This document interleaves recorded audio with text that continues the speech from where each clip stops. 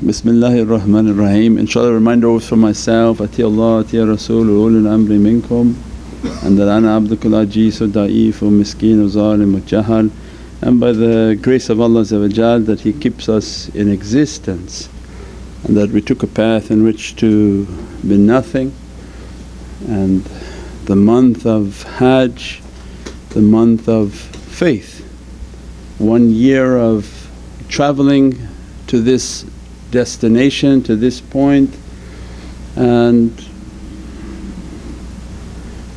the 12th surah, Surah Yusuf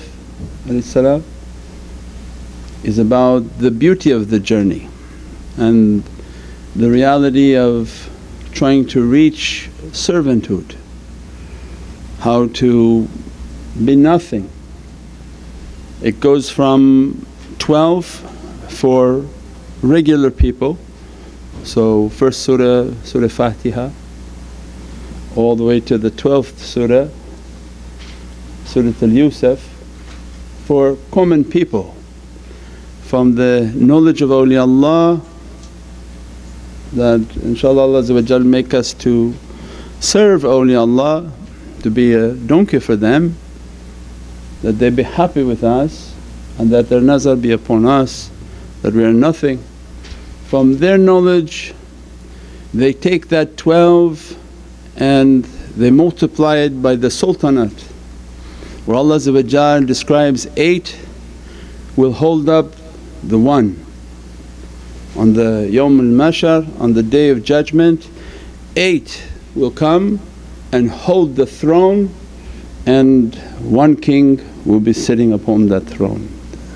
It's not Allah, there's nothing that can contain Allah, but that king is Sayyidina Muhammad. The sultanate, Sultan Nasir, that Allah gave that sultanate, gave that authority to Prophet, and the 8 that hold that reality and serve the Malik, serve the king. The awliyaullah are in a reflection of that reality of the 8 and 1. And we describe many times and remind ourselves, you're stamped with 8 and 1. And then on the right hand it has 1 and 8. Our whole life Allah made us to be of service. Your left hand has 1, these are the lines of your hand. Why Allah stamped the hand with these lines? The 1 and 8, 8 and 1, 8 and 1, You have a special hand. The 3 is a different reality too. The majority have 8 and 1. This 8 and 1 becomes 9. Our life, even Allah gives us as a reminder, our life is to serve the king. The sultan is 9, 9 represents perfect submission. It's the highest number because you reduce all numbers to single digit, 1, 2, 3, 4, 5, 6, 7, 8, 9, because 10 is 1 and 0. So out of the single digit, the source of all power, 9 is the sultan. So for their understanding they represent the 9 in this dunya, and Allah takes them that at 9 times every surah. So they are travelling at a higher reality. We come through Surah Fatiha, which is the first month in Muharram, they enter through Bab Tawbah, 9th surah, 9th surah Tawbah. And they go from 9 to 18, we go at 2. They go from 18 to 27 to 36 to 45 to 54 to 63 to 72 to 81, 90, 90 what? 99, then to 108. 108 means that the 12th surah, Surah Yusuf, awliyaullah are teaching us that understand Surah Yusuf in this last month, because they want to dress us from Surah 108, Surah Kawthar. Because the haqqaiq of the month in which Allah wanted our reality to dress from Islam, dress from iman and reach to maqam al-ihsan. Maqam al-ihsan, they are Kawthari, they are taking from Surah al-Kawthar. And Surah Yusuf comes and Allah describes for us, it's a very beautiful surah and a beautiful tale that doesn't matter who your father is and who your background is, because nobody can claim their father was a prophet.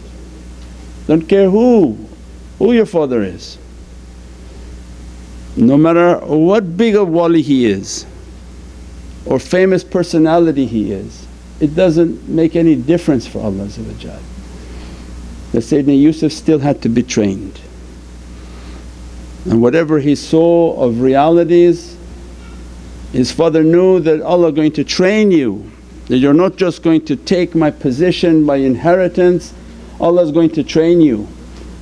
But when your training is over, what Sayyidina Yusuf came to his father and saw, Ya Baba, I saw the sun and the moon and 11 planets make sajda to me.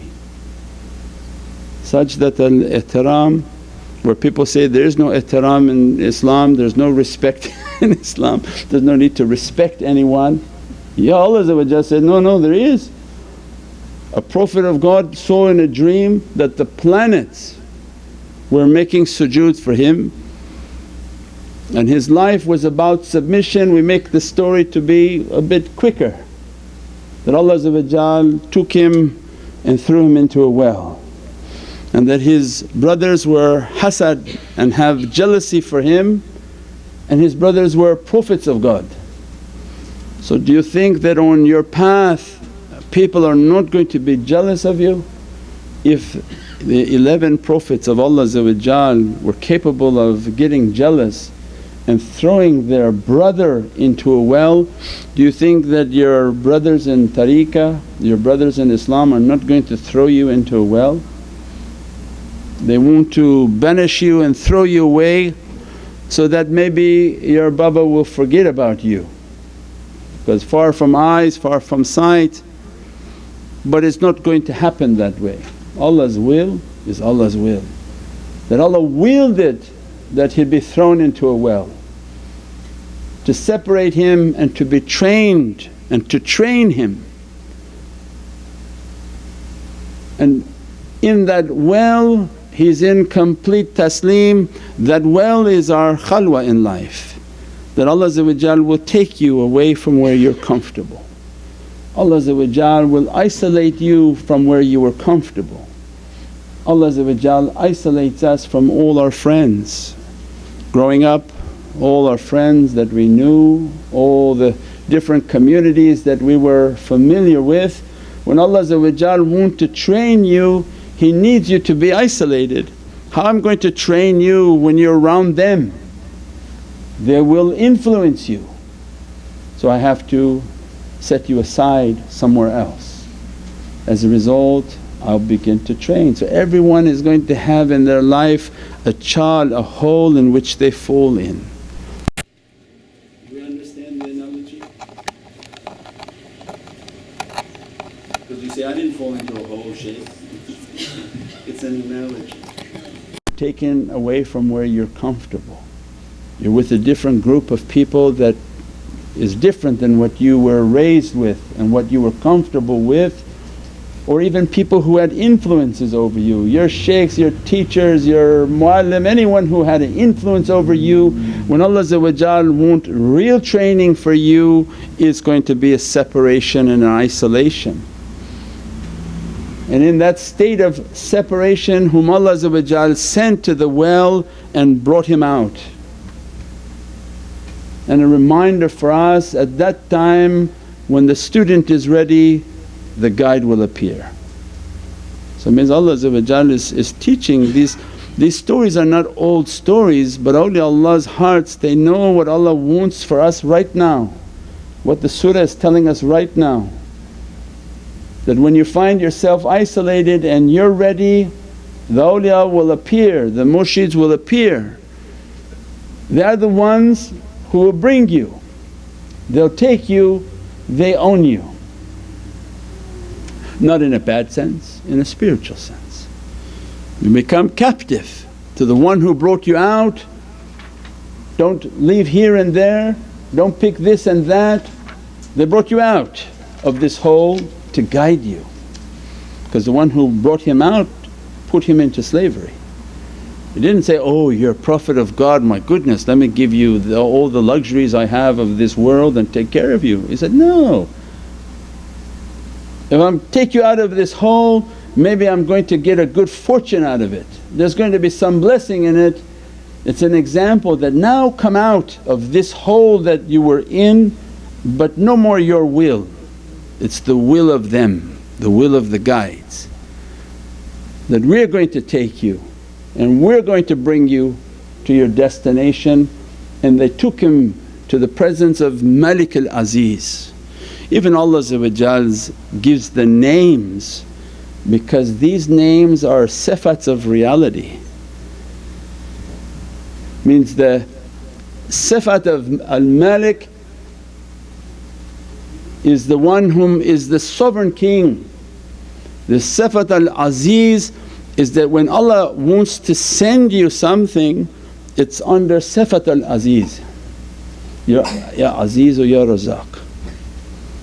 These are from their secrets. If they give you a wazifa to recite of Ya Aziz or Ya Razaq, it means that any sustenance that meant for you, black magic, no magic, jinn, jal, whatever it is, if Allah's might and will is behind it, nothing can stop that. It come like a bullet right into your hand. Because Ya Aziz means that nothing can get in the way of sifat al-Aziz. If Allah's Aziz is not upon it, it become like a rizq that float in the air, a little bit of wind it flies that way, a little bit of wind it goes that way. But the king's name is Malik al Aziz, to teach us that these awliya when they're guiding us, they're taking us into the presence of Sayyidina Muhammad, the only one whom Allah gave all authority. Sakhar lakum ma fi samawati wa ma fil ard. Allah described to Prophet, we have given you everything. Arabic is bad, ya Hajji Zaza. Sakhar lakum ma fi samawati wa ma fil ard wa jami'an, and anything between it. So anything you forgot from the heavens to the earth, Allah described, I gave to Prophet, and anything that you can think about. And you say, oh what about the souls? Yeah, that's in Jannah. What about this? Yeah, it's there. Everything been given to Prophet. He's Malik. And Sifat al-Aziz is the support of that reality, and only Allah teaching that when they take us and they bring us out of the well of difficulties in life and the well of guidance in which Allah wants the servant to be guided to the reality, they're taking us to the presence of Allah's Sultan. Sultan al-Nasira is the presence of Prophet, and they're going to give that servant, their destination is known. They're not guiding you to the jungle and from here and there and left and right. Their only destination is to take the servant to the presence of Prophet, in which Prophet will take ownership of that servant. That you before you thought you were independent and that you own yourself, that's not Islam. Whatever other people think of Islam, it's not Islam. Islam means submission. You submit your will to the will of Allah. So true submission is, I have no will of my own, Ya Rabbi, I'm surrendering, the only thing you gave me was my will. Taslim is when I'm in a state of submission. Our whole life is the struggling with submission until we're dead. And the game is over and Allah now says, oh see you submitted, because everybody tastes of death, nobody can run from it. So Allah is guiding us the awliyaullah are guiding us to the hand of the king. And the king knows that I'm going to take this servant and teach them servanthood, teach them submission. But there's a problem, in that kingdom has so much barakah and so much blessings. And then what happened to Sayyidina Yusuf in that kingdom is then Zulaykha, the wife of this kingdom is hubb ad-dunya. Anytime you see a woman in dreams, it's hubb ad-dunya. If you see a beautiful woman in your dreams, means dunya is running after you, until that woman look like a scary beast, like a witch. Then you know dunya left your heart. Sorry. But that analogy was the beautification of dunya. So his difficulty was that so much attraction and light upon his reality that dunya was chasing after him. There was no way of relieving himself from that dunya until finally one day in the presence of the king there was an event. They asked, what happened? Said, I was running, she came after me. And the test was to see, is dunya attacking your front, means you're going after it, or when you were running was dunya coming after you? If it's coming after you, Allah will deal with that dunya. That it's coming to distract you and to bring you down, Allah will deal with that because you are running from that. But if that dunya is attacking you from in front, you're falling for it. And they're reminding us on this way of servanthood that our life is a continuous struggle of all of its allurements, all of its attainments, everything that's around us, but we are trying and struggling to reach towards the love of Sayyidina Muhammad until Sayyidina Yusuf asked himself, Ya Rabbi, I think from this I need to go to a seclusion, I need to be secluded. He asked to go to jail. He said, what jail is in store for me is better than what this testing of dunya. No matter what I'm running, this dunya is running after me. You put me the first time in a hole without my permission, you ended up in tariqah without your permission. But the second time Sayyidina Yusuf asked, I think the prison is better for me. Means then we have to make a conscious effort to isolate ourselves. Every night from Salatul Asr to from Salatul Maghrib to Salatul Isha, or from Salatul Fajr, Tahajjud to Salatul Fajr, to take a bit of time in which to isolate ourselves, meditate, contemplate, think of our grave, think of how our life is going to go. All the gifts and the favours that Allah gives, all of that will go and all will be left is our grave. And if our relationship with Allah was good, or the relationship with Prophet was good, then we should be happy. So reminding for us that to live a life in which we seclude ourselves and isolate ourselves and try to build ourselves so that we can attain what Allah wants us to attain. At that time when Allah brought out the reality of Sayyidina Yusuf He gave him to be the custodian of all the treasures of Misr, Egypt. Means that Allah whatever you're lacking, whatever's not upon you, whatever you're wanting, if you learn to isolate, learn to perfect your character, learn to balance your reality, why not Allah to give you what you're in need of? He make anybody to be a sultan. It's not difficult for Allah to give anything, but whatever He gives now may be a distraction from the path. If He give too much, oh you won't be here, we'll have to be trying to find you all over town. So then the teaching before Allah becomes angered, live a life that's balanced, that keep your time for Allah, keep your time for your rizq, keep your time for your family, keep your time for Allah, for the love of Sayyidina Muhammad. Learn how to live a balanced life. When they see that you're able to balance your spiritual time, you do your wazifas, you do your salah, you do your zakah, you do all your practices, and you can be busy with work, busy with your family, and you're not neglecting the two. They all have to be taken care of. You have to be doing your awrad and taking your children out to the mall. It's khalwa da anjaman. You can't say, no, I isolate, I'm not going to see anyone, you take it out, do whatever you want. We had to do everything with them. When you're not isolating and neglecting either one, they find you to be a balanced person. At that time Allah can restore everything.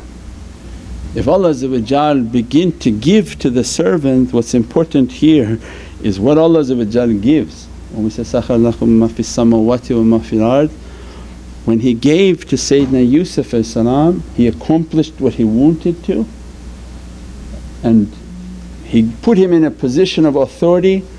Sayyidina Yaqub, a prophet of Allah, his wife and 11 prophets of Allah came to the presence and made sujood. So people who don't know the Qur'an and don't understand, they made sajda. Prophets of Allah, they made a sujood to show their ihtiram for Sayyidina Yusuf.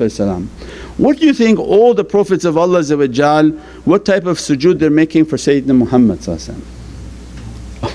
If for Sayyidina Yusuf they're going to make a sajda to show ihtiram, what type of sujood do you think they make for Prophet? How many are sujood and they will never lift their head out of the ihtiram and the respect for the station that Allah dressed upon Prophet. And then when he said that the sun and the moon and the 11 planets are under my authority, what does that mean? Awliyaullah come into our life and describe that they're literally under the authority. That the sun is under the authority of that Prophet, the moon is under the authority of that Prophet, and 11 planets are under the authority of that Prophet. And that's a station that is inherited, inheritable. It was not uniquely for Sayyidina Yusuf.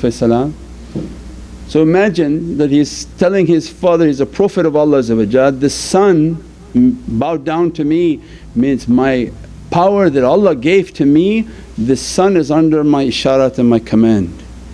The moon is under my command and 11 planets are under my command, meaning they're under my feet, they're making sajda to me. That's why when Allah said, سَخَرَ لَكُم مَا فِي السَّمَاوَاتِ وَمَا فِي الْأَرْضِ, if the planets are under the feet of Sayyidina Yusuf, imagine how they're under the feet of Sayyidina Muhammad who is the sultan of the entire created galaxy. And that Prophet described now here, because this is Bani Israel. Now Waris al-Muhammadiyya, where Prophet described, my Sahabi are what's the word for inheritors? Waritha. My Sahabi, my ulama are inheritors of the Prophets of Bani Israel. So what Allah gave to Bani Israel's Prophets, which were all the Prophets unto that time, the Waritha Muhammadiyya, the awliyaullah and Sahabi and awliyaullah of Prophet, they're inheriting those stations. So awliyaullah, when Allah want to grant them their authority, the sun, the moon and 11 planets are under their sultanate and under their authority, and they are Kawthari. When Allah described, because now their reality is they are now taking from the Kawthar.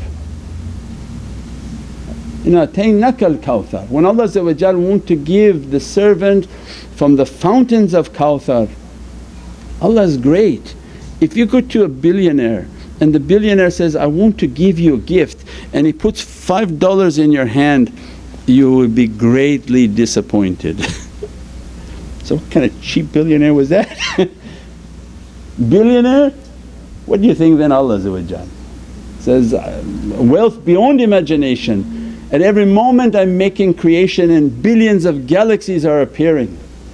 When I want to give an authority to you, I can put the sun, the moon and 11 planets under your feet and under your authority, and what we call the Ghawth. And the Sultan al-Awliya is even above that reality. We pray that Allah grant us to drink from the Kawthar, grant us to understand the realities and Izzatul Islam, the amazing might and the amazing majesty that Allah has bestowed upon Prophet and Prophet so lovingly giving to his nation. All the Prophets of Allah were begging for something from Prophet. They begged for asa. Nabi Musa begged for an asa from Prophet. Sayyidina Sulaiman begged for a ring from Sayyidina Muhammad. And the love of our father is the father of our way. It's like the asa, you want it, it's yours, full of power. My ring, you want it, it's yours. Take my sunnah and Allah give you the reward of 70 martyrs. Anyone who revives the sunnah of Sayyidina Muhammad as if he was granted the reward of 70 martyrs, is the barakah and the blessings of sunnat al-Nabi. Subhana rabbika rabbil izzati amma yasifoon wa salaamun al mursaleen walhamdulillahi rabbil alameen wa hurmati Muhammadin Mustafa bi sirri Surat al-Fatiha. سيدنا النبي سيدنا النبي سيدنا النبي سيدنا النبي